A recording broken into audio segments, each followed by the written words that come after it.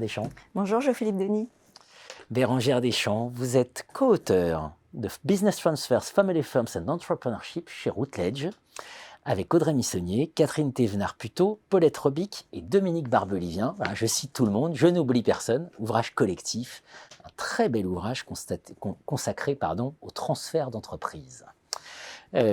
5 grandes parties dans l'ouvrage. En 2 mots, peut-être pour nous rappeler. 5 grandes parties, effectivement. C'est un ouvrage qui rassemble 24 contributeurs, 17 chapitres. Donc 5 parties. Première partie, une partie de cadrage, vraiment de définition, qui présente les différentes modalités de reprise et puis le processus et les processus de décision. Deuxième chapitre qui porte sur les successions familiales, donc les transmissions dans le cadre des entreprises familiales. Un chapitre sur lequel je reviendrai, un autre chapitre peut-être sur les reprises d'entreprises externes et puis 2 chapitres sur lesquels je vais insister là aujourd'hui, la transmission interne aux salariés et un focus sur la transmission réalisée par les femmes.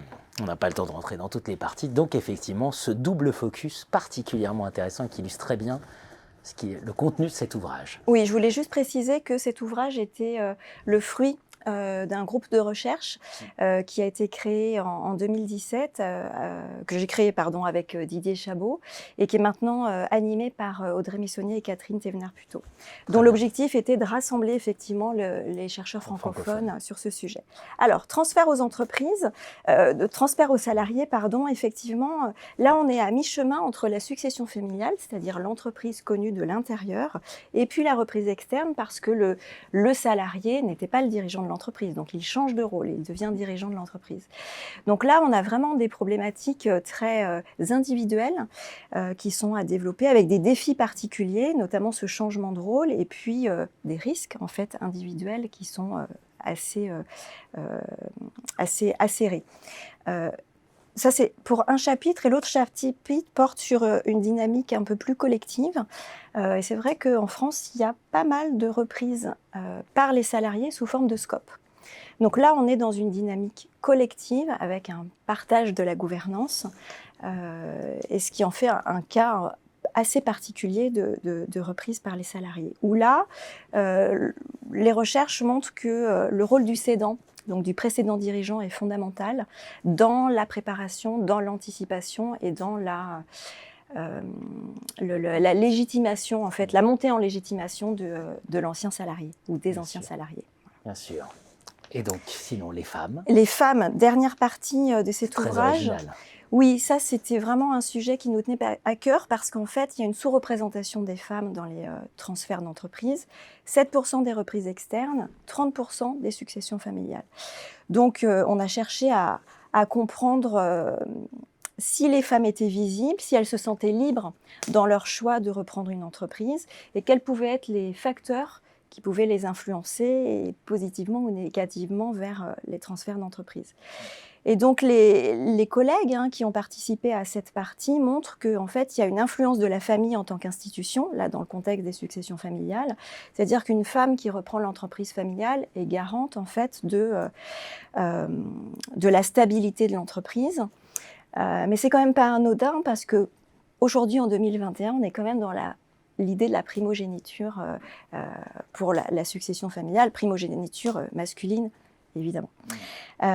Deuxième élément, toujours dans les successions familiales, l'influence de la relation père-fille qui se reflète dans la reprise, dans la succession familiale, dans la relation prédécesseur-successeur. Et c'est vrai que là, c'est tout l'enjeu de la fille que de devenir adulte aux yeux de son père. On a aussi un chapitre qui est là plus dans un contexte étranger, où il y a une influence des contextes juridiques, donc liés aux droits des femmes, des contextes culturels, des contextes sociaux, c'est-à-dire l'indépendance financière des femmes, par exemple. On a également l'influence, encore en 2021, des stéréotypes de genre, notamment dans des secteurs d'activité qui seraient à dominance masculine, où elles ont encore davantage à prouver, là encore, en question de légitimité, une femme au milieu d'un univers masculin. Et ce qui est intéressant, c'est que les collègues montrent qu'il y a un besoin de soutien pour ces femmes repreneuses qui ont besoin d'échanger entre elles. Donc ça, c'est pas nouveau, d'échanger entre pairs, mais là, c'est renforcé.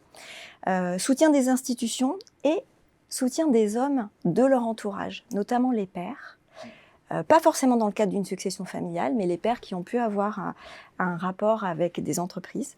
Et soutien des conjoints, de leurs époux. Tout à fait passionnant. On rappellera, parce que chaque fois qu'on parle entrepreneuriat, vous êtes co-rédactrice en chef de la revue d'entrepreneuriat, on pense Startup Nation. Avant de parler de Startup Nation et d'avoir que ce mot à la bouche, pensons qu'il y a des entreprises, dont les dirigeants aussi vont prendre des retraites, voilà. Et donc un tissu productif économique, c'est un sujet majeur pour le pays. Ah oui, et un tissu productif économique, social, sauvegarde des emplois, maintien de la vie des territoires qui est absolument fondamental. Absolument. Voilà. Pour tout ça, il faut creuser, il faut que la recherche creuse, et elle creuse. Business Transfers, Family Firms and Entrepreneurship chez Routledge. Merci Bérangère. Merci.